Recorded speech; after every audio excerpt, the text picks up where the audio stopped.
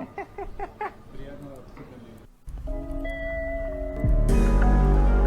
me see it. Let me see it. Let me see something. Hey. Hey. Oh damn, dude. Jeez, man. Classic. What was I gonna watch? What is that?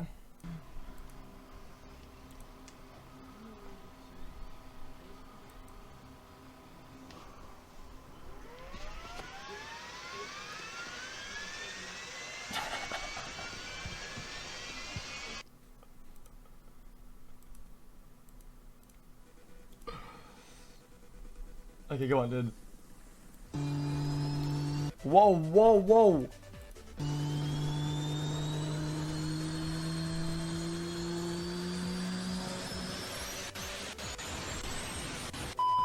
Okay.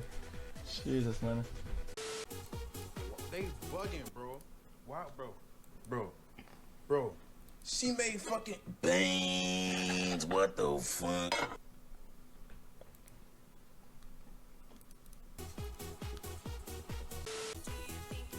This video is Pac-Man.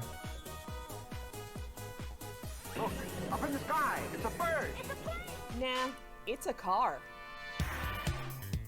A flying car prototype recently completed a test flight, flying over half an hour from Nitra to Bratislava in the Eastern European country of Slovakia. The air car is the brainchild of designer Stefan Klein. Klein also piloted the craft. Air car features cool-looking retractable wings that can transform it from a plane to a car in 3 minutes.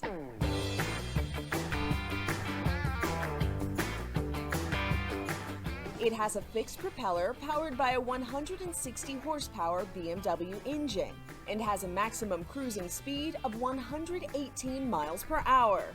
This flight isn't Aircar's first air rodeo. It's already logged over 40 hours in the sky. 118? Of Then why bother flying then? There are already plans Just in the drive. works for a more powerful Prototype 2. Klein says his flying car could ease traffic congestion on roads. Roads? Where we're going, we don't need roads. Klein told reporters he hopes to one day bring the air car to the consumer market, though that day may be sometime over the ocean! Dude, you're not getting over the ocean with this. This is Inside Edition Digital. 100 million views!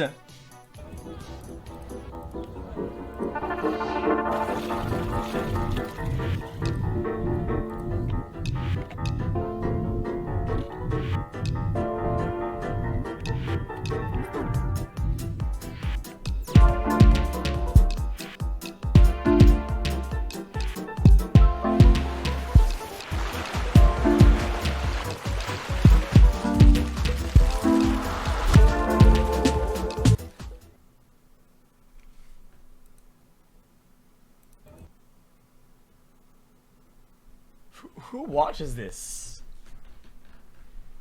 Who the fuck watches this shit? I'm so disappointed.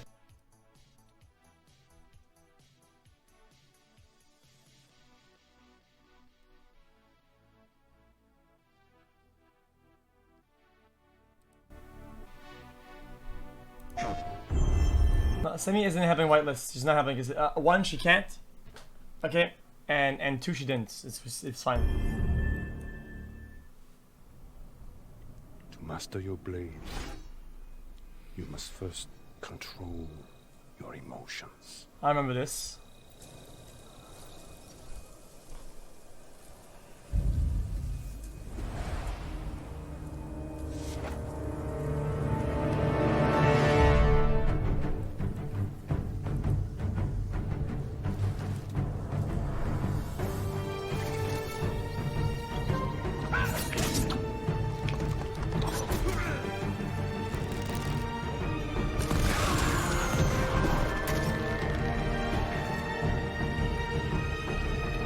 I'll be honest, chat.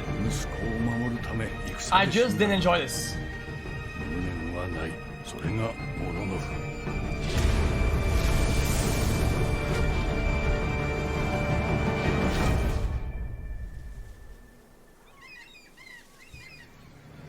Why?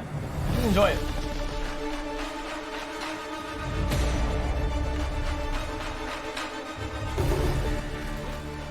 Some of the combat to me felt bland and repetitive, and didn't feel like it was going anywhere.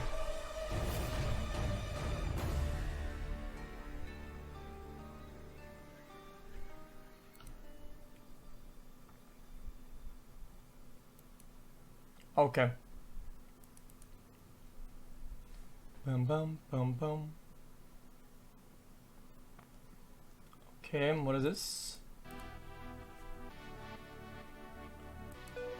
Guys, it's a great game. I just enjoy it. Feels strong man clap 1 year. Ceiling. Here are two of our favorite robbery fail xQc videos where the Abdul thief xQc actually falls Abdul through the ceiling. This first video took place in Alberta, Canada. It all started when a man tried to use a stolen credit card at a store for a $4 item.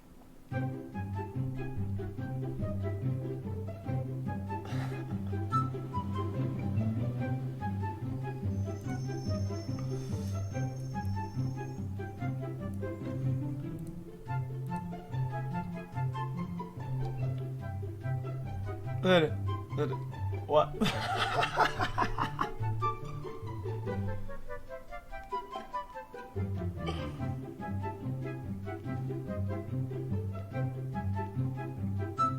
Jesus, dude. Just tase him already, dude.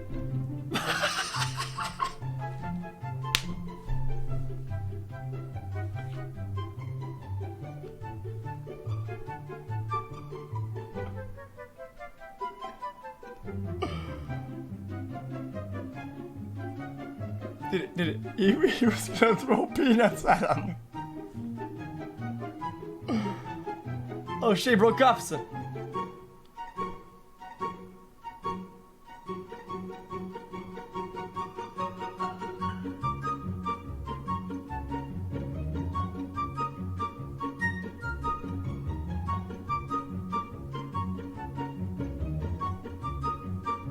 Crackhead. Oh my.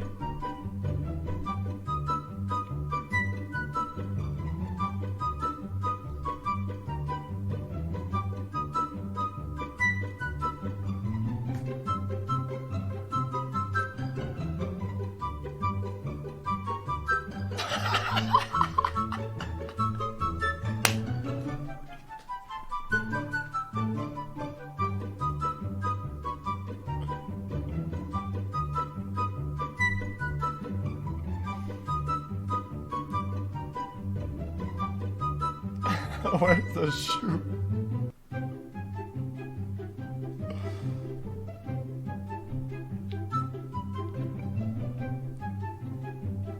Chat, this vest, does it really stop much? Fort Worth, Texas. Jesus, man. You are watching a jewelry heist about to go down. Cops say the lady in the hat is trying to snatch a fortune in dazzling gems. This woman was planning on leaving with $7 million worth of diamonds without us even knowing it. Jeweler Bobby Yampolsky says when the woman entered his exclusive store in Boca Raton, Florida, he led her directly to the giant vault where his most exquisite gems are stored. This is actually the vault that I brought her into, and this is where we usually bring our larger clients to look at more important things. They struck a deal for 11 rings, valued at $7 million. It was then that she made her move, asking to wrap up the jewels herself. She brought her own materials. She actually put her own roll of tape out and a bunch of tissues and a little pouch. She was so nervous, I think, her hands were actually shaking. Watch as she slips the package into her black briefcase. Now watch as she does the big switcheroo, handing him a package that was filled with fake gems and diamonds. The jeweler says the scam was so obvious, it was almost laughable. He grabs her briefcase, then there's a physical struggle. She wasn't letting it go. She was holding on to that briefcase. What? He knows that was just terrible. What to do. He shuts the glass door, then slams shut the giant steel door. locking her inside the vault. We have a lady here who tried to scam us. We locked her in the safe. Watch as the woman desperately tries to shove the phony package up her skirt. When that fails, she rips it into pieces. Within 10 minutes, police were on the scene. She was actually very calm. She actually handed him a $50 bill and asked him to go pay the taxi that was waiting for her outside. I mean, it was almost comical. 46-year-old Fatima Milanovic was arrested. Instead of walking away with millions, she ended up locked in the vault herself. The suspect now faces charges of grand theft and organized fraud. She has pled not guilty. Not guilty? I mean, she won't get any time off then. Right? Lol W.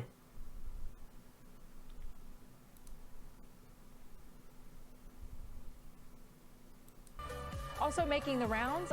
Oh, wait, hold on. What was that? Now new at 11, a Cobb County jewelry store released surveillance video of a man they say stole a diamond worth thousands of dollars and walked right out the front door. Channel 2's Matt Johnson live. Oh, I've seen this before, I'm pretty sure. They say the man switched out that diamond mat with a fake. Employees say this man is no amateur, but what might do him in are the cameras inside the store and also the ones outside. Watch as this man casually walks into a Smyrna jewelry store for the second time on Monday. Employees tell me he spent 2 hours in the store earlier and came back after closing to say he wanted to buy a $28,000 engagement diamond. Right when he was going to pay for it, Candy Johnson says he told the staff he needed to step outside for a cigarette. We realized about as soon as he left that he had swapped our 2-carat diamond with zirconia. Johnson says by the time her staff at D. Geller & Son Diamonds on Cobb Parkway went outside to find him, he was long gone. It's a stomach-dropping experience, for sure. Footage from the store's security cameras is also in the hands of Smyrna police. Employees say when the man made the swap, he did it in an area with no overhead cameras. At some point, he was able to kind of do a sleight of hand. He was definitely a professional. When staff notified the officials at the Jewelers Security Alliance in New York, they noticed the suspect's face was familiar. They gave us this photo of what appears to be the same man outside of a Virginia jewelry store where he's accused of pulling off the same crime. Now the hope is that the video and pictures will lead to an arrest. Don't like it happening to us. Yeah, it looks like Dean. Yeah, you're right, it does look like Dean. Employees tell me, unfortunately, there's no video of a possible getaway vehicle. It's unclear if the suspect even lives in Georgia. Live in Cobb County, Matt Johnson. Hold up. That was actually kind of interesting.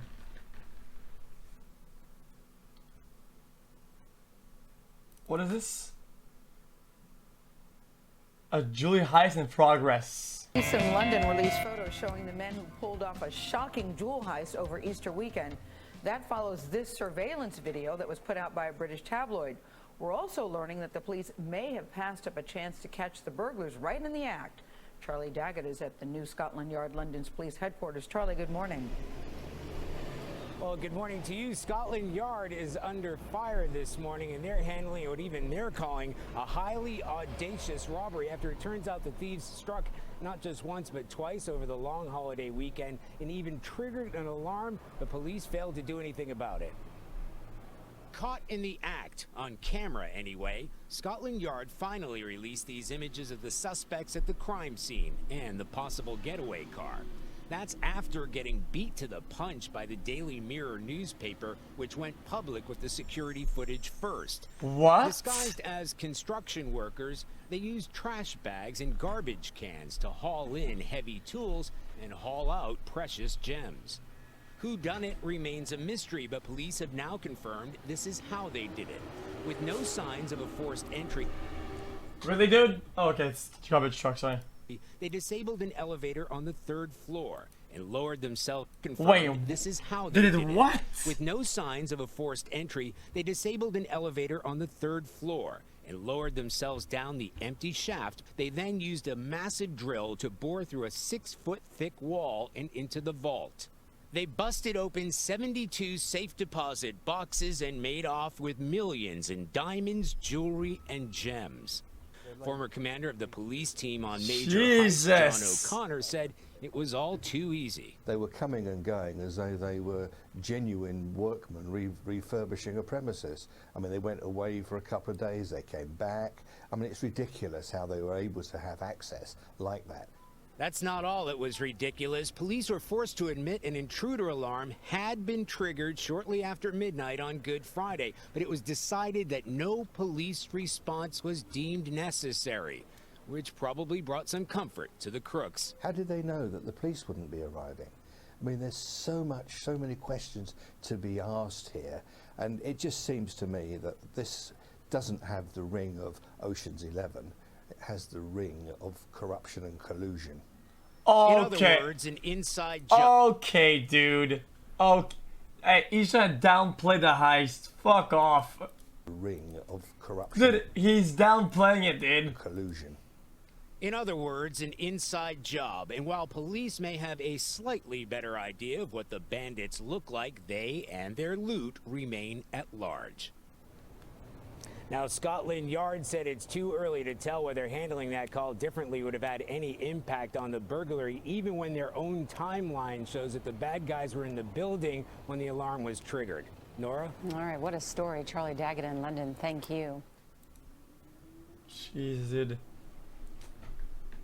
That was pretty impressive, though.